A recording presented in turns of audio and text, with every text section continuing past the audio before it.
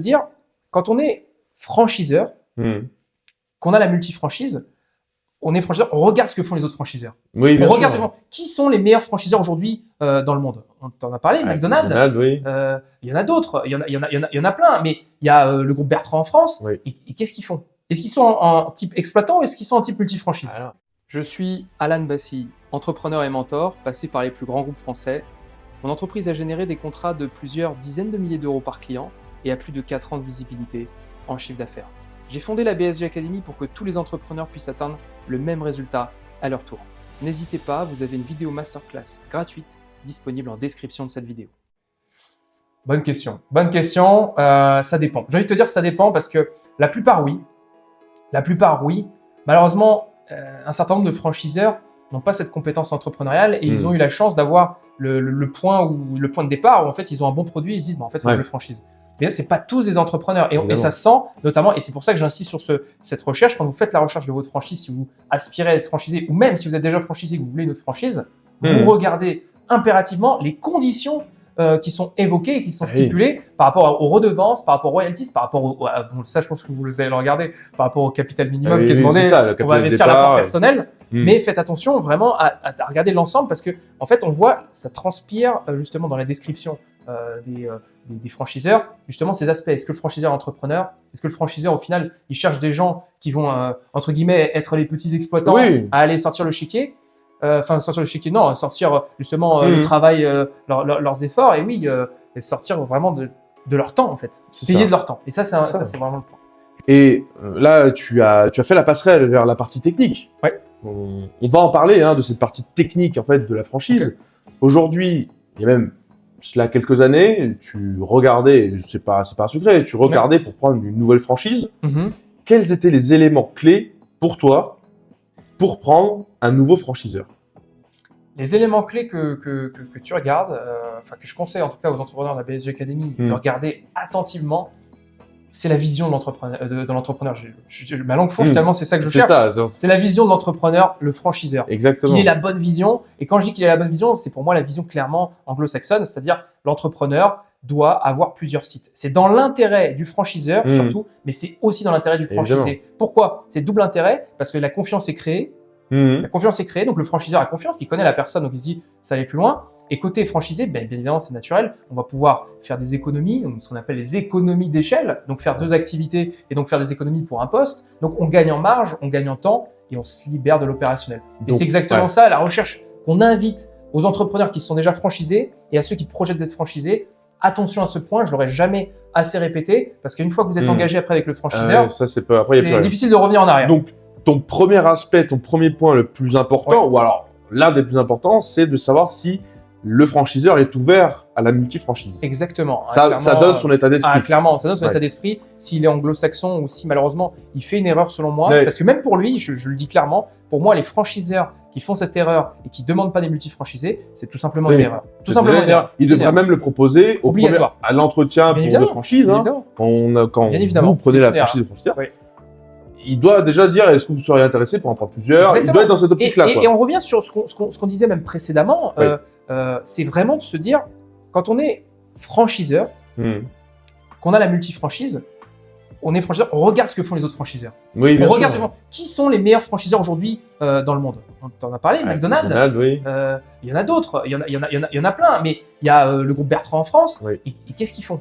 Est-ce qu'ils sont en type exploitant ou est-ce qu'ils sont en type multifranchise? C'est du multi, oui, la plupart. Donc la réponse à la question, là, quand on essaie d'improviser et de faire différent, il faut faire mieux, tout simplement. Si on fait moins bien, il faut faire ce que les autres et les meilleurs proposent. Bon, il y a quand même d'autres points. Alors la multifranchise, oui, mais il y a aussi les éléments comptables. Royalties, redevances, capital aussi du départ. Qu'est-ce que tu peux nous dire sur ces éléments-là, on va dire plus techniques, qui sont pratiquement aujourd'hui obligatoires au moment de la franchise? Et quels sont donc les éléments à regarder? Les éléments à regarder, alors là, c'est l'aspect financier, c'est vraiment regarder l'apport personnel, déjà qui sont en lien avec vos attentes. C'est-à-dire que si l'apport personnel c'est de 50 000 € et que vous n'avez pas les fonds, perdez pas votre temps. Donc vraiment partez sur l'apport que vous pouvez engager. C'est le premier point. Le deuxième point, ça va être de regarder la rentabilité qui est générée et qui va vous être donnée par rapport à la franchise. Donc est-ce que c'est une rentabilité qui est acceptable pour vous? Et encore une fois, est-ce que ça ne l'est pas? Et enfin, le type de redevance, c'est un point important. comment il est établi. Est-ce que c'est des redevances tournées sur le chiffre d'affaires? Oui. Ça montre l'implication du franchiseur. Tout à fait. Est-ce que ces redevances sont tournées sur quelque chose de statique, de fixe? Et ça montre encore un autre état d'esprit. Donc voilà, moi ce que je conseille en général, c'est plus de se tourner vers les redevances en termes de chiffre d'affaires. Oui, c'est gagnant. Pourcentage, hein, un pourcentage du chiffre d'affaires. Ouais. C'est gagnant pour le franchiseur, mais c'est gagnant pour le franchisé.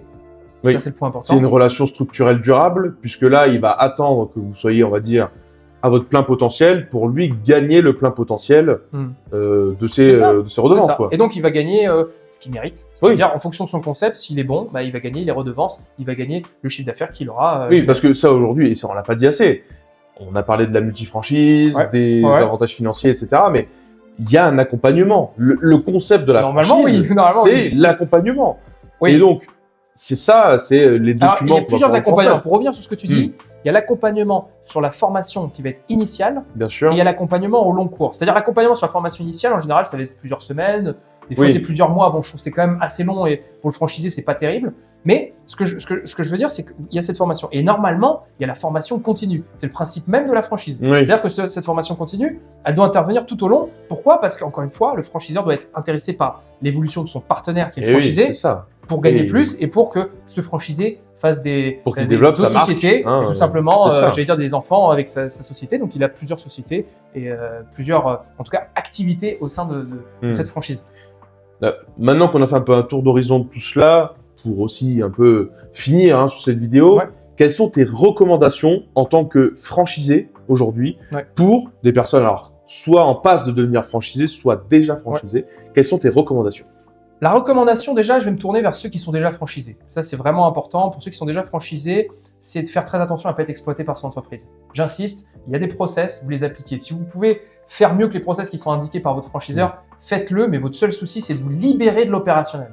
J'insiste, vous êtes entrepreneur, vous n'êtes pas salarié. Vous êtes entrepreneur, vous n'êtes pas salarié. Vous avez fait un choix qui, je pense, est le bon, et au sein de la BSG Academy, on pense que c'est le bon, mais faites attention, vous ne devez jamais être exploité par votre entreprise. OK ?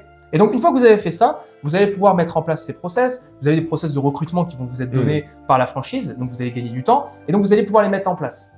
Et il faut vraiment les mettre en place et devenir un gestionnaire de son entreprise, un chef d'entreprise, être son propre patron, j'ai envie de dire. Okay, donc ça, c'est le point important. Et côté franchisé, ceux qui aspirent à l'être, je pense que c'était peut-être ta question, aussi, ceux qui aspirent à l'être, bah alors eux, vraiment, c'est de regarder tout ce qu'on a vu juste avant, on a insisté là-dessus, les redevances, mais surtout, j'insiste vraiment, au-delà de ça, l'état d'esprit de votre franchiseur. L'état d'esprit de votre franchiseur. Et que ça colle avec vous.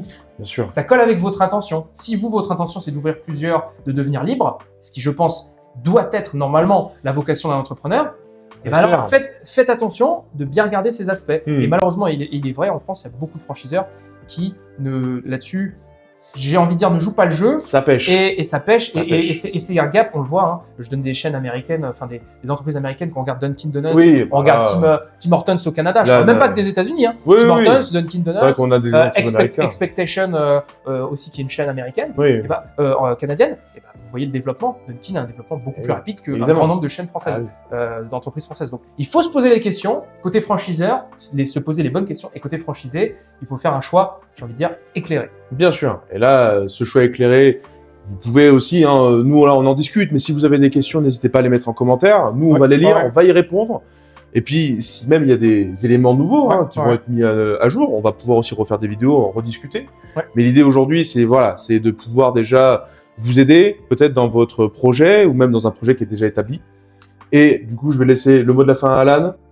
Alors moi, ce que j'ai envie de vous dire, c'est que je pense réellement et je crois réellement en vous, chers entrepreneurs, et je pense que la franchise peut être une voie royale. C'est pas la seule, c'est pas forcément la meilleure, ça va dépendre de vous. Exact. Mais je suis convaincu que si vous apprenez vraiment tout ce qu'on a vu, que vous appliquez ce qu'on a vu, vraiment de regarder, de faire des choix éclairés, je suis convaincu que la franchise, oui, peut être une voie royale pour vous.